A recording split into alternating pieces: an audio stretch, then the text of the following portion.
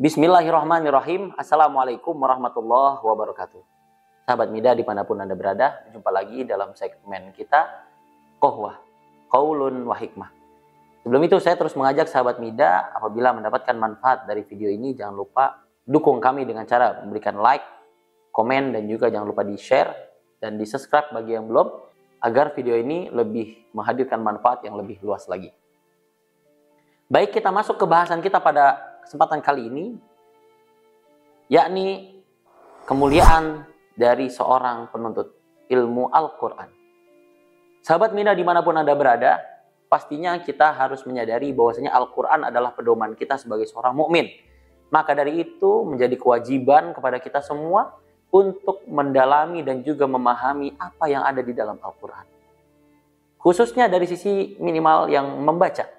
Nah, bagaimana kita bisa menjadi seorang mukmin yang senantiasa bisa membaca Al-Quran dengan bacaan yang benar? Karena Rasulullah SAW mengingatkan kepada kita, khairukum man ta'allamal Qur'an wa 'allamahu.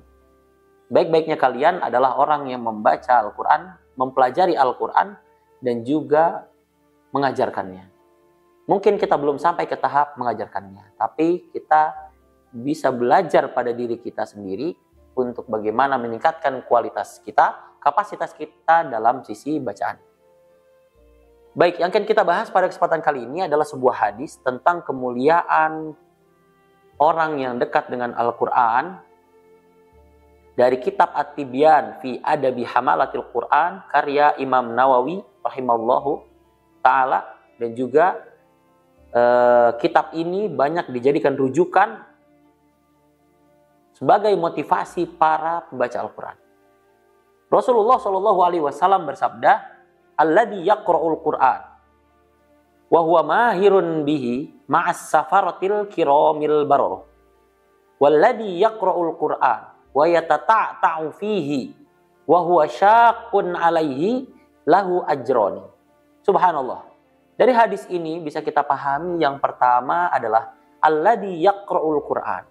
Bagi orang-orang yang beriman yang senantiasa membaca Al-Quran. Wa huwa mahirun bihi, dan dia berupaya belajar membaca Al-Quran sampai dia masuk ke derajat mahir. Dia bisa membaca Al-Quran dengan bacaan yang benar. Apa yang disampaikan, apa yang dijanjikan? Ma'as safaratil kiramil bararah. Dia akan bersama para malaikat nanti di padang mahsyar. Subhanallah. Tujuan kita untuk belajar Al-Quran jangan sampai ditujukan hanya dalam sampai urusan dunia. Misal dalam proses belajar di situ ada sampai kelulusan. Atau sampai dia dapati syahadah. Tapi harus dibuat niat kita dalam belajar membaca Al-Quran sampai derajat yang paling tinggi. Agar kita bisa berkumpul bersama para malaikat di tempat yang baik. Maka dari itu penting bagi diri kita untuk terus memotivasi dan meluruskan niat kita agar apa yang kita niatkan dalam belajar hanya untuk mendapatkan ridho Allah Subhanahu wa taala dan menggapai apa yang dijanjikan oleh Rasulullah bersama para malaikat nanti di padang mahsyar. Subhanallah. Namun di lain sisi juga dijelaskan dalam hadis ini, walladzi yaqra'ul Qur'an, barang siapa yang membaca Al-Qur'an wa yatata'ta'u fihi, dan dia terbata-bata dalam proses membacanya. Wa huwa syaqqun 'alaihi, dan juga mendapati kesulitan dalam proses membacanya. Apa yang dijanjikan? Lahu ajrani, dia tetap mendapatkan 2 pahala. Subhanallah. Orang yang belajar walaupun dalam keterbata-bataannya, walaupun dalam setiap kesulitan yang didapatkannya, dia masih tetap mendapatkan 2 pahala. Dari hadis ini bisa menjadi motivasi bagi diri kita bahwasanya Allah begitu royal kepada kita untuk membagi pahalanya, membagi balasannya yang terbaik bagi kita yang senantiasa mau belajar Al-Quran. Maka dari itu saya terus mengajak sahabat Mida dimanapun Anda berada, ayo terus kita motivasi diri kita untuk terus belajar. Jangan sampai terbentur dalam urusan dunia, sebatas lulus, sebatas dapat sertifikat, sebatas dapat ijazah. Tapi terus belajar dan terus belajar, dan jangan pernah kita merasa puas dengan ilmu yang kita miliki, karena pada hakikatnya kita terus belajar sampai nanti Allah memanggil kita. Dan tidak ada orang yang merasa cukup akan keilmuannya, dia terus harus belajar dan juga mengulang atas ilmu yang dia miliki. Jadi dari hadis ini kita bisa memacu diri kita untuk lebih semangat dalam belajar Al-Quran. Kita pahami juga kita dalami, dan juga kita tadabburi, dan banyak hal lagi yang perlu kita analisa dan juga kita perdalam dari ilmu Al-Quran yang perlu kita pelajari.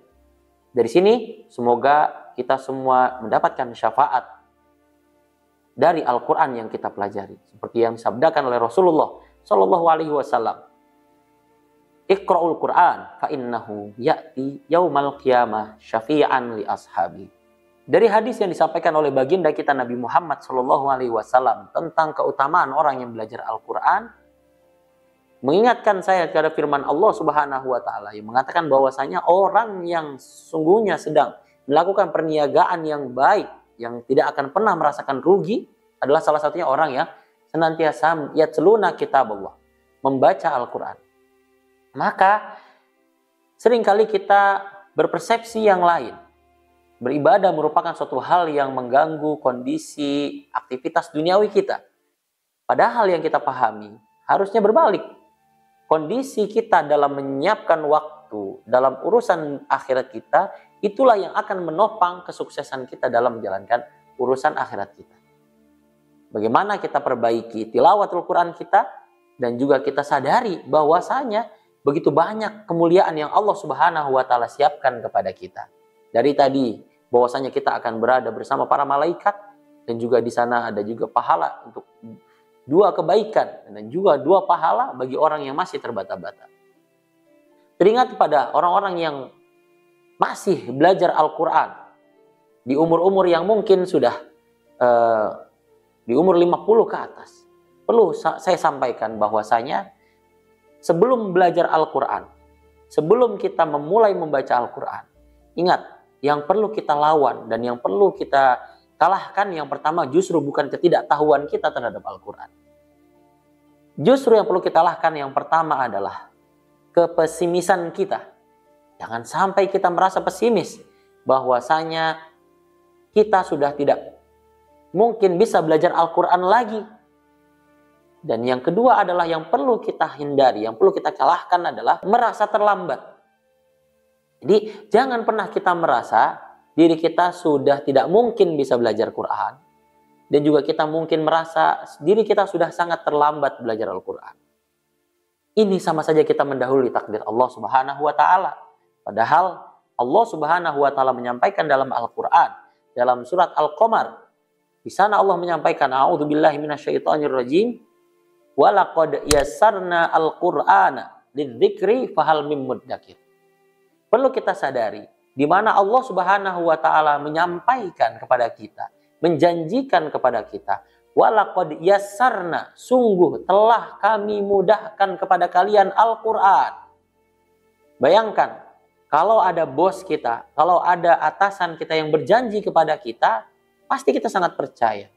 Tapi dalam kesempatan ini, Allah yang menjanjikan kepada kita bahwasanya Al-Quran itu sudah diturunkan dengan mudah kepada kita. Maka dari itu jangan pernah kita ragu akan apa yang sudah Allah sampaikan. Al-Quran sudah diturunkan dengan mudah kepada kita, mari kita gapai kemudahan itu. Tapi memang dalam proses berjalannya, ketika kita ingin menjalankan apa yang Allah sampaikan, kanan, kiri, atas, depan, atas, bawah, dan semua selalu dibisiki dengan setan-setan yang bertujuan untuk mengurangi niat kita, mengganggu niat kita, dan menghalangi niat baik kita untuk mau belajar Al-Quran. Agar kita tidak mendapatkan pahala yang dijanjikan Rasulullah tadi. Agar kita tidak mendapatkan kemuliaan yang memang sudah Allah berikan kepada kita. Maka dari itu sahabat media sekalian, jangan pernah kita mau berhenti untuk belajar Al-Quran. Banyak sekali kemuliaan dan fadilah-fadilah yang sudah Allah janjikan kepada kita. Tinggal apakah kita mau melawan bisikan-bisikan dari setan yang ada di dalam diri kita, atau kita berbismillah bersama, belajar istiqomah, ya, mencari guru, melatih diri kita, membuat circle yang baik agar kita bisa terus meningkatkan kualitas bacaan kita. Nanti kita akan bahas dalam kesempatan yang lain hak kita terhadap Al-Quran. Bahwasanya dalam proses mendekatkan diri kita dengan Al-Quran ada step-stepnya, ada tahapan-tahapannya, ada unsur-unsurnya. Insya Allah kita akan bahas dalam kesempatan yang akan datang. Tapi pada kesempatan kali ini kembali saya menegaskan, mari kita semangati diri kita untuk menggapai kemuliaan terhadap Al-Quran. Barakallahu li walakum. Semoga apa yang kita sampaikan hari ini bermanfaat dan semoga menjadi nasihat khususnya buat diri saya pribadi. Semoga video ini bermanfaat dan jangan lupa like, komen, dan share apabila video ini menghadirkan manfaat buat sahabat media semua. Apabila ada kekurangan datangnya dari saya pribadi dan yang baik datangnya dari Allah Subhanahu wa taala. Hadanallahu wa iyyakum ajmain. Wabillahi taufiq wal hidayah. Waridho wal inayah. Wassalamualaikum warahmatullahi wabarakatuh.